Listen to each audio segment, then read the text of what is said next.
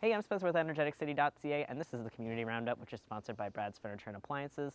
And today I'm here with Becky with the Whiskey Jack Nordic Ski Club. How are you doing today? Great, thanks for having me. That's awesome. So right now we're at Beaton Park, which is where your guys' facilities are located at. And if you could see behind us, this way, behind us is the new lodge that you guys are building. So let's talk a little bit about that. You celebrated breaking ground on the new day lodge back in August, so I can see that you've got. Where are you guys kind of at with it? So as you can see, we've got the foundation in, it's popping up. We're looking forward to seeing the walls go up shortly. We're not holding our breath for it being totally done before the end of the ski season, but we are very much looking forward to watching it as it progresses and pops up over the course of our ski season. That's awesome. So you can just kind of come on in and take a look, take a peek when you want.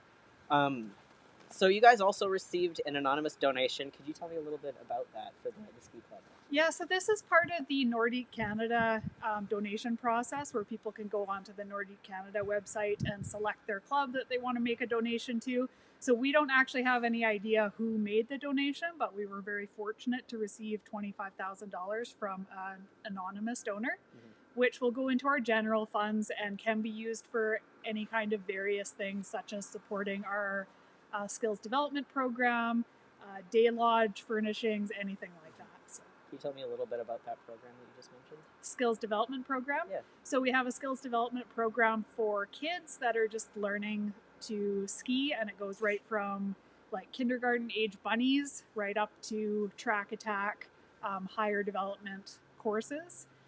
We are looking for coaches if anyone has interest in pursuing that.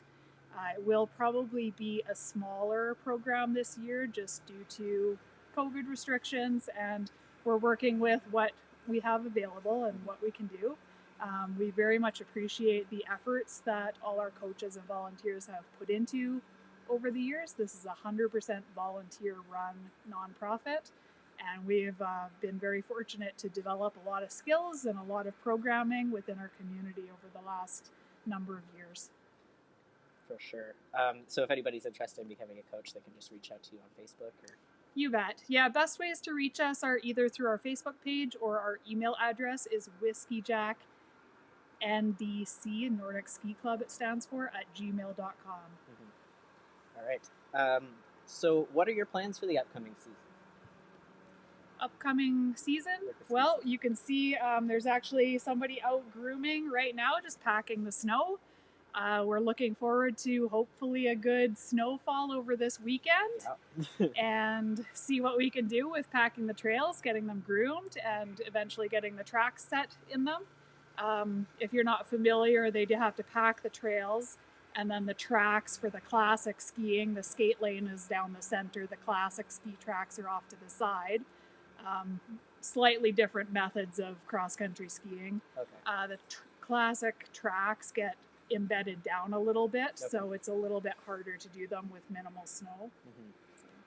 Just because I'm not, the best skier out there, or very informed, very ignorant, I guess would be the way to say it. Is so there's classic ski tracks, which is for cross country, and then I guess all of this is kind of cross country. Yeah, it's all classified as cross country Nordic skiing.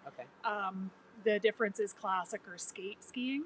So skate is the race, the more traditional race skiing that you see, or free technique they call it sometimes, where the skier is kind of doing a out to the side glide, versus classic is very straight forward and back in the tracks. I think I've done that once, not here, but when I was as a kid, they took us out to the Shames Mountain in Terrace, and we did that, and I didn't have a very good time. So we were trying to go up a hill, and I remember I just went straight down. So that was fun.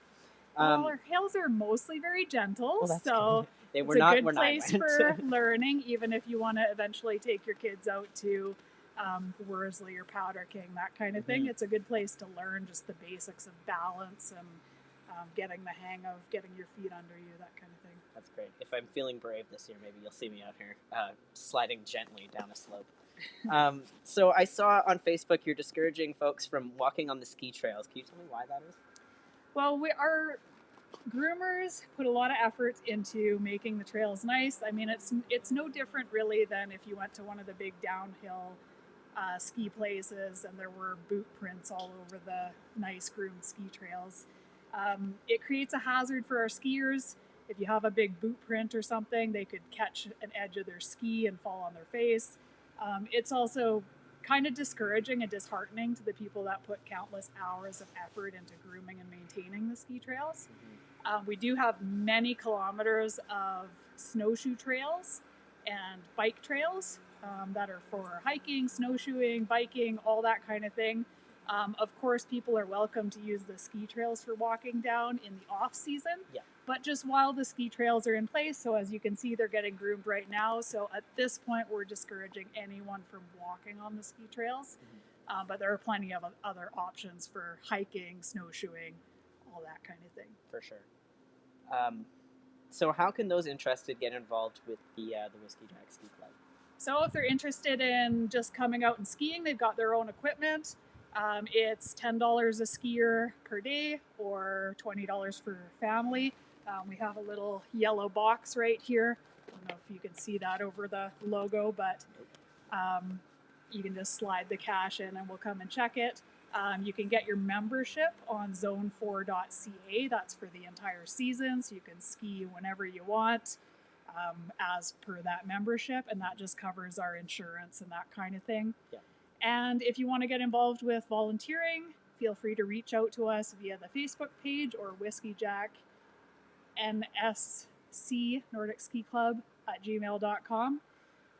Or else, if you want to get your name down to hopefully get your kids into the skills development program, send us a message that way as well. We do have rentals available. Typically, we only do Saturday rentals, just due to the availability of volunteers to give out the rentals. And we don't offer them until our ski trails are groomed, just so that we're not damaging our equipment. That's smart. But look for an announcement on that very shortly. It should be coming. And reach out if you have any questions. The guy over there sounds like he's having a heck of a time on the snowmobile. He's living his best life. And you can too soon on these trails. Is there anything else you'd like to add today?